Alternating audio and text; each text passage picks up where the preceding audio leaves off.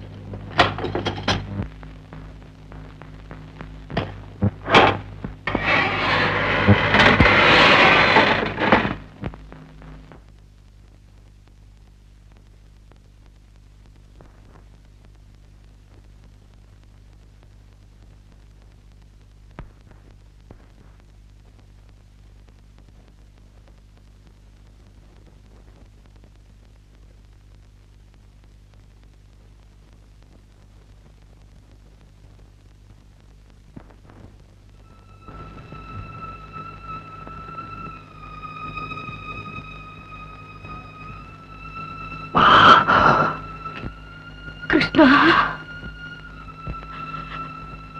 நீ ஒரு கொலைகாரனா? என் மகன் ஒரு கொலைகாரனா? முடிவுல கொலைகாரங்கிற பட்டம் வாங்குறதுக்குத்தானா நீ மேலாடெல்லாம் போய் படிச்சு? கிருஷ்ணா, கிருஷ்ணா, கிருஷ்ணா, உங்க அப்பா இறந்த போது நான் அழுது. கோமதியினுடைய தாயார் உன் சகோதரி இறந்த போது கதற. ஆனா அதையெல்லாம் விட பெரிய துக்கம் இப்ப என்ன தேடி வந்திருக்கு. எனக்கு அழுகையே வரலடா கிருஷ்ணா, எனக்கு அழுகையே வரல. ஏன் தெரியுமா? நான் ப்ரொஃபசர் கிருஷ்ணனுடைய தாய் இல்லையா? ஒரு குலகாரனை பெற்றெடுத்த தாய் இல்லையா? எனக்கு அழுக வருமாடா கிருஷ்ணா? உனக்கு அழுக வருமா? சொல்லுடா, நான் பெற்றெடுத்த செல்வமே, சொல்லுடா, எனக்கு அழுக வருமா?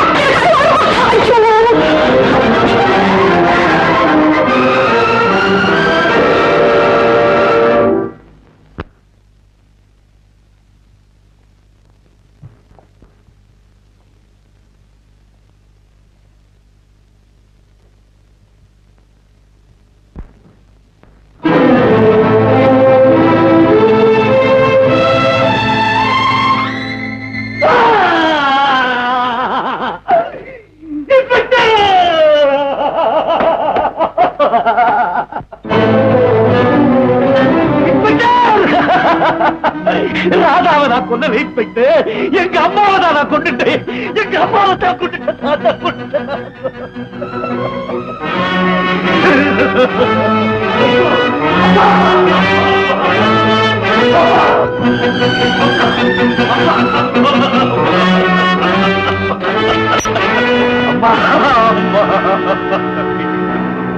ஒரு கொள்ளி கூட வைக்க முடியாத பாவி ஆயிட்டு. கோமதி, கோமதி,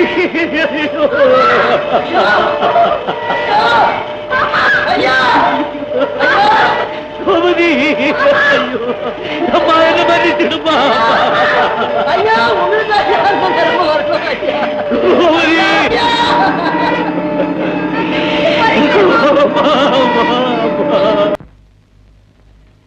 நீதிபதி அவர்களே, நான் மன்னிக்க முடியாத குற்றவாளிதான். நான் செய்த ஒரே குற்றம் ஒரு உத்தமிக்கு மகனாக பிறந்தது. அந்த உத்தமியின் உள்ளத்திலே பல ஆசை கனவுகளை எழுப்பியது. பிறகு திடீரென்று ஒரு நாள் அந்த உத்தமியின் உள்ளத்தை உடைத்து அவளை கொன்றது. இதுதான் நான் செய்த குற்றம். இதெல்லாம் இந்த கேஸுக்கு சம்பந்தமில்லாத விஷயங்கள். ப்ரொசீட். யுவர் ஆனர், சாட்சிகளை விசாரிக்க அனுமதி கோருகிறேன். ப்ரொசீட்.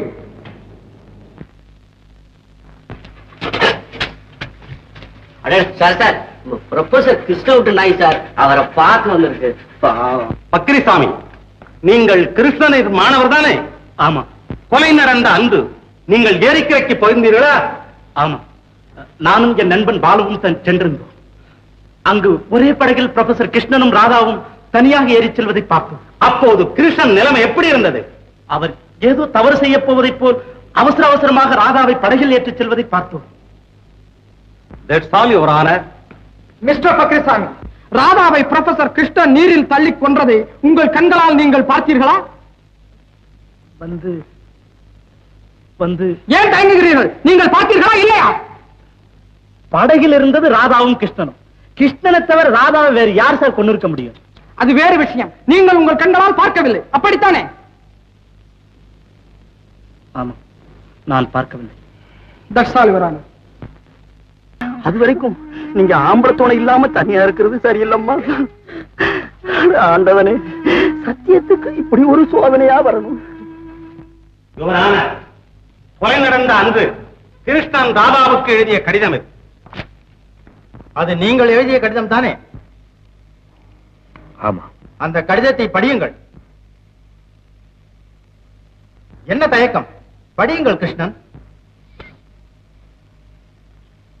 ராதா, உன்னுடைய ஆசை காரணமாக நான் மாணவர் சமூகத்திடை மானமிழந்து நிற்கிறேன். இந்த நிலையில் நீ என்னை மறந்து விட்டாய், வேறு ஒருவனை மணக்கப் போகிறாய் என்று கேள்விப்பட்டதும் என் மனம் ஆத்திரத்தாலும் அவமானத்தாலும் குழம்பிவிட்டது. நீ என் எதிரே இருந்தால் உன்னை கொலை கூட செய்திருப்பேன். ஆனால் நீ மனமாறி இருக்க மாட்டாய் என்ற நம்பிக்கையில் உன்னை ஒரு முறை சந்தித்து பேச விரும்புகிறேன். இன்று மாலை ஏரிக்கரைக்கு வா, அங்கு ஒரு முடிவு காண்போம். I object to the letter, Your Honor. இதற்கும் இந்த கேஸுக்கும் எந்த விதமான பொருத்தமும் இல்லை. குற்றவாளி கொலை செய்ய தயாராக இருந்தார் என்பதை காட்டும் கடிதம் இது. இதை அனுமதிக்க வேண்டுகிறேன். Objection over rule. கடிதம் முக்கியமான சாட்சியம், அதை நான் அனுமதிக்கிறேன். Proceed. கொல்லப்பட்ட ராதா என் சகோதரியின் மகள். ப்ரொஃபசர் கிருஷ்ணன் ராதாவின் அறியாமையை பயன்படுத்திக் கொண்டு படிக்க வந்த அவளிடம் தகாத முறையில் நடந்து கொண்டார். விஷயம் மிஞ்சி போகும் முன் ராதாவை கண்டித்து அவளுக்கு வேறு இடத்தில் மணம் முடிக்க ஏற்பாடு செய்தோம். இதில் ராதாவின் விருப்பம் என்ன? கிருஷ்ணனை மறந்து அவள் வேறு இடத்தில் மணக்க சம்மதித்தாள். வேறு இடத்திலே மணக்க சம்மதித்த ராதா ஏரிக்கரையிலே கிருஷ்ணனை சந்திக்க போவானே.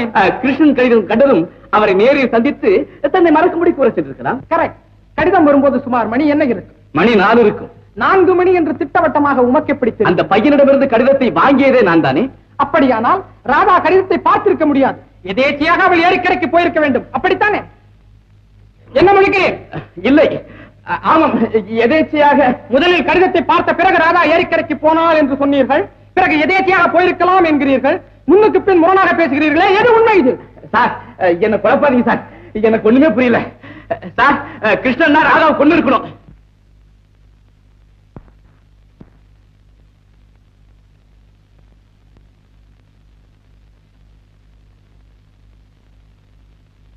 இந்த வழக்கு ஒருதலைப்பட்ட வழக்கு. வழக்கில் குற்றவாளியாக நிற்கும் ப்ரொஃபசர் கிருஷ்ணன் தன்னிடம் படித்த பெண்ணுடன் காதல் தொடர்பு கொண்டிருக்கிறார். அது மட்டுமல்லாமல் கிருஷ்ணன் அந்த பெண்ணை தனியாக படகில் அழைத்து போயிருக்கிறார். அந்த பயணத்தின் முடிவில் பெண் ராதா உயிரோடு திரும்பவில்லை. கிருஷ்ணன் மட்டும்தான் திரும்பி இருக்கிறார். இதுதான் வழக்கு.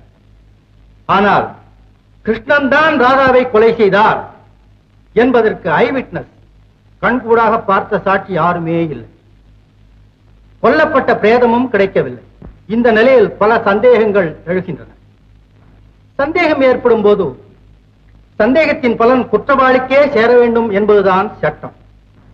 The benefit of the doubt always goes to the accused, and the prosecution has not conclusively proved the case under section 302. ஆகையால் கிருஷ்ணனை நான் விடுதலை செய்கிறேன். ஓடுற ரயில்ல இருந்து ராதா விழுந்துட்டாங்க டாக்டர்கிட்ட சொல்லி இருக்கிறேன். நீ உண்மையை சொல்லி நம்ம எல்லாம் காட்டி விட்டுறாத.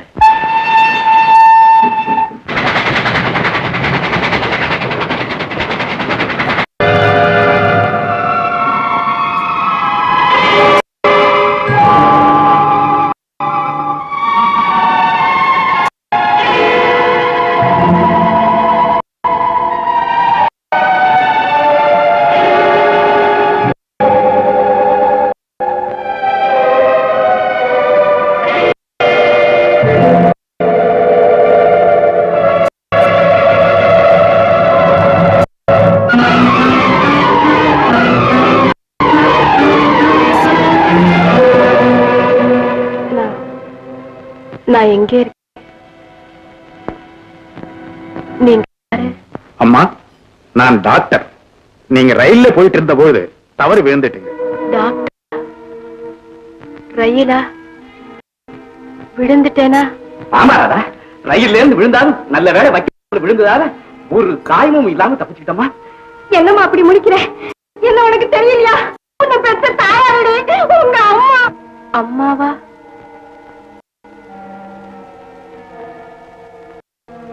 நீங்க யாரு? ஐயோ, அதுக்குள்ள மாசம் சுமந்து பெற்று எறும்பு கடிக்காம எவ்வளவு அன்பா வளர்த்தேன். ஐயோ, இதெல்லாம் அந்த இப்பதான் ராதா எழுந்திருக்குது. எனக்கு பயமா இருக்கு, ரொம்ப பயமா இருக்கு எனக்கு.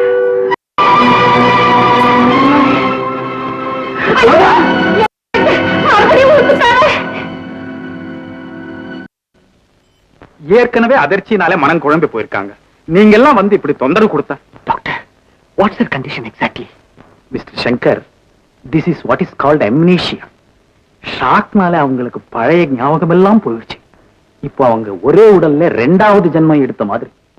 டாக்டர், ராதாவுக்கு பழைய ஞாபகமே வராதா? என்னால ஆனது செய்யறேன். மனோவைத்திய முறையிலே ஒருவேளை ஞாபகம் வந்தாலும் வரலாம். ஐ சி.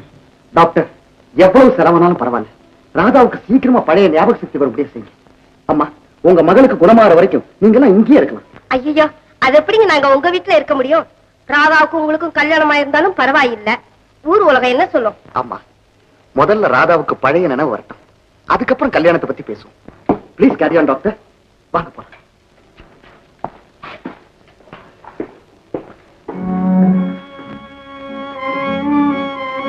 மணி, நீ என்னுடன் வராதே, என்னை விட்டு போய்விடு. போ.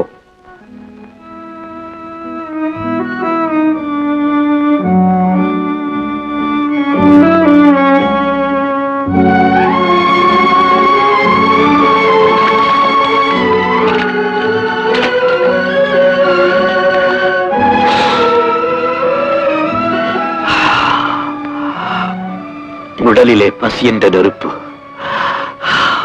உச்சியிலே சூரியன் என்ற நெருப்பு, இந்த இரண்டும் சேர்ந்து என்னை எரித்து விட்டால் எவ்வளவு நிம்மதியாக இருக்கும்.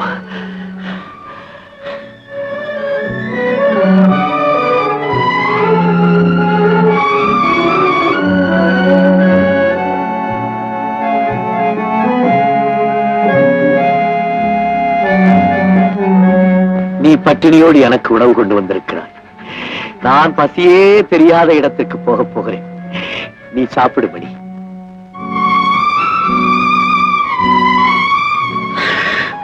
உலகம், உறவு, அந்தஸ்து எல்லாம் என்னை ஒதுக்கிய பிறகு நீ மட்டும் ஏன் என்னை சுற்றி சுற்றி வந்து கொண்டே இருக்கிறாய்? உனக்கு நான் செய்த ஒரு நாள் உதவிக்கு இவ்வளவு நன்றியா? கூடாது மணி, கூடாது. நான் நன்றி இல்லாதவன், என் தாயை துயரத்தில் ஆழ்த்தி கொன்றவன், அவளுக்கு இமக்கடன் கூட செய்யாத பாவி நான். நீயோ நன்றியின் அவதாரம். உன்னை பார்க்க பார்க்க எனக்கு அவமானமாக இருக்கிறது. போயிடு. போ. போ.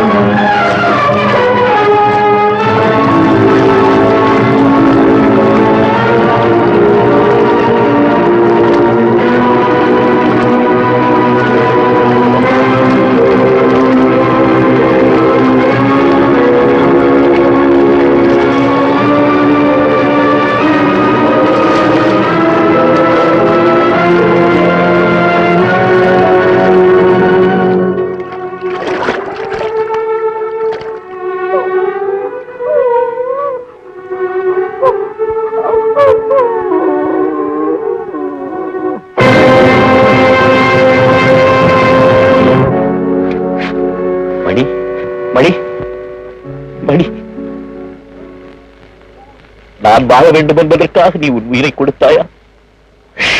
எவ்வளவு அன்பு உனக்கு, எவ்வளவு அன்பு உனக்கு. தண்ணீரிலிருந்து வெளிவந்ததும் எஜமான் சாப்பிட வேண்டும் என்பதற்காக இந்த ரொட்டி துண்டையும் தாயன்போடு விட்டு சென்றாயா? எஜமான், யார் உனக்கு எஜமான்? நீதான் எனக்கு எஜமான். என் குரு நீ, நான் உன் மாணவன். பல ஆயிரம் புத்தகங்கள் போதிக்காத தத்துவத்தை உன் சாவு எனக்கு போதித்து விட்டது. தற்கொலை செய்து கொள்வது கோழைத்தனம். வாழ வேண்டும், அதுவும் பிறருக்காக வாழ வேண்டும். சாகும் போதும் பிறருக்காக சாக வேண்டும் என்ற ஆண்டவன் கட்டளை எனக்கு உணர்த்தி விட்டு போன குருநாதன் நீ. மனித இனம் மட்டும் உன்னை போல் ஆகிவிட்டால் இந்த மண்ணில் விண்ணையே காணலாமே. மணி மணி